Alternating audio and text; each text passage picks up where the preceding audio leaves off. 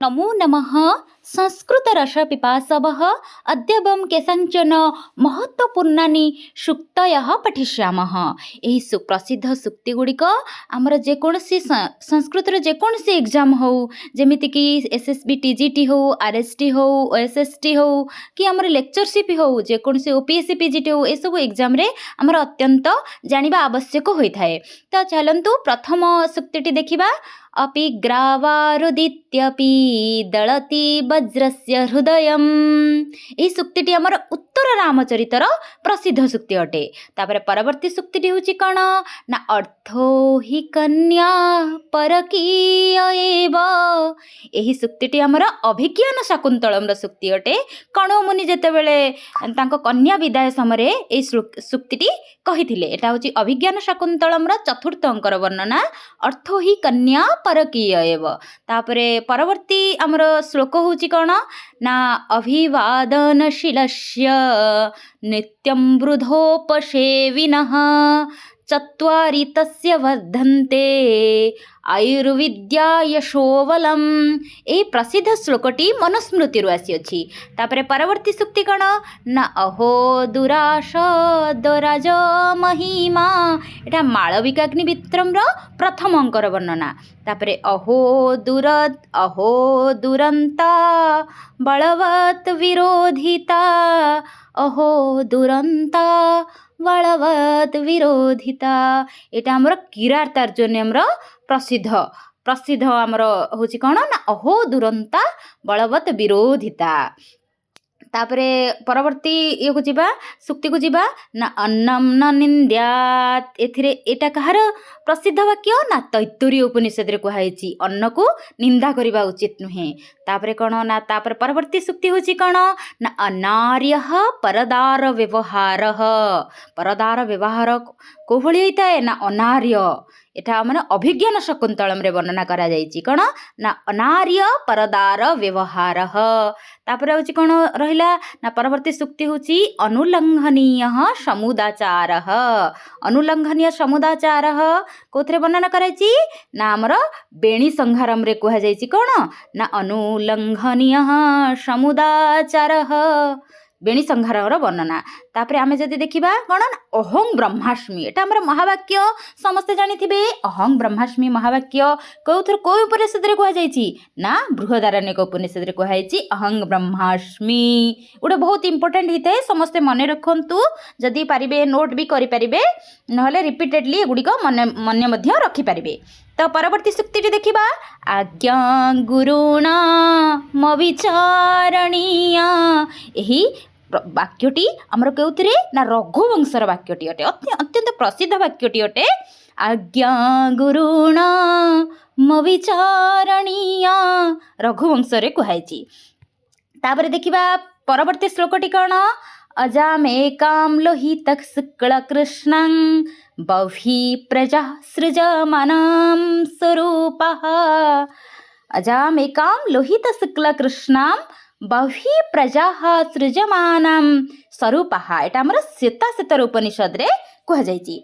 तापर देखिया परवर्ती हमर सूक्तिटी कण ना परवर्ती होची अज्ञो भवति वैवालः पिता भवति मंत्रदः।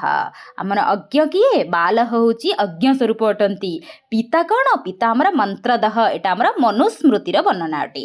परवर्ती सूक्तिटी देखिबा ना अनपायिनी संशय द्रुमे गज भग्ने पतनाय वल्लरी। ए हमर सूक्तिटी प्रसिद्ध सूक्ति एटी। एटा हमर कुमार संभ्रम रे कुहा जायची कण ना अनपायिनी संशय द्रुमे गज भग्ने पतनाय वल्लरी। समस्त मने रखिबे। तापरे परवर्ती आमे सूक्ति को जिबा। परवर्ती सूक्ति होची कण ना अत्यादरः संकनीयः।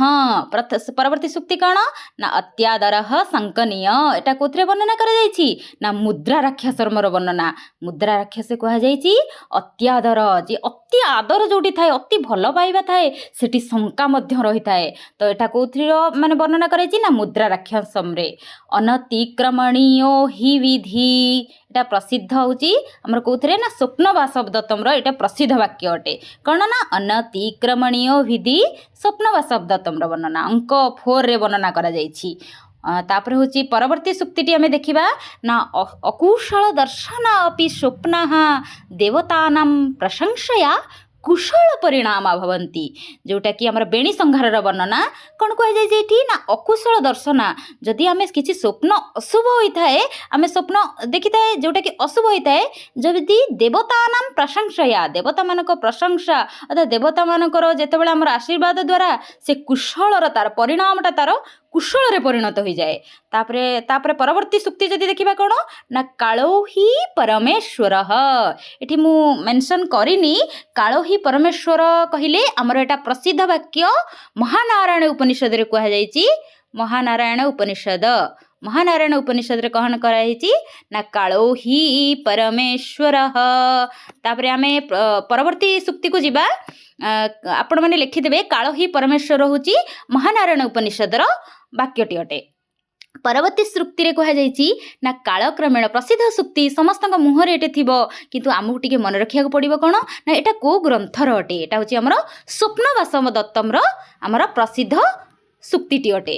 कौन कहुई ना कालक्रमेण जगतः परिवर्तमाना चक्रार पंक्तिरेव गच्छति भाग्यम पंक्ति कालक्रम जेपरी काल गोटे दिन पर गोटे दिन गड़ी चली सेपरी जेपरी परिवर्तन हो चली समाज सेपरी आमर कौन होची ना चक्रार पंक्तिरेव भाग्यम पंक्ति तथा गच्छति भाग्यम पंक्ति जेपति काल आमर गछ जाउछि आसुछि सेपरी आमर चक्र जपरी घुरुची प्रति मुहूर्त तार परिवर्तन होउची सेपरी आमर भाग्य मध्य सेपरी अटे भाग्य मध्य आमर परिवर्तन होउची एटा आमर स्वप्नवासवदत्तम रे कहा जाईची।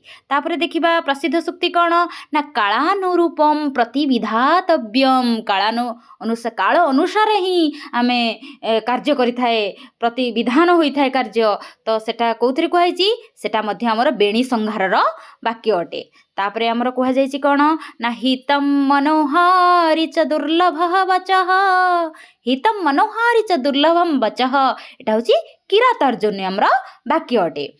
तापरे परवर्ती देखिबा परवर्ती सुक्ति कौन ना हंसो ही क्षीरमादते तन्मिश्रा वर्जयत्यप हंस कौन करे ना क्षीर आ पानी को आमर वर्जन पानी को वर्जन करी क्षीर को केवल जेपरी ग्रहण करिथाए एटा आमर कोठिकार महावाक्य अटे सॉरी कोठिकार आमर सुक्तिटी अटे ना अभिज्ञान शकुंतलम रे एहार वर्णना करा जाईछि हंसोई क्षीरमादते तन्मिश्राः वर्जयत्यपः।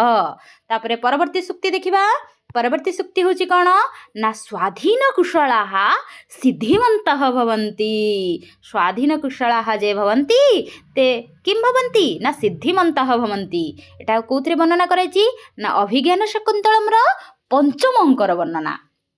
तापरे परवर्ती जदि आमे सुक्ति को देखिबा तो कौन ना सौवीर्य गुप्ता ही मनो प्रसूति एटा हमर रघुवंशर प्रसिद्ध सुक्ति अटे।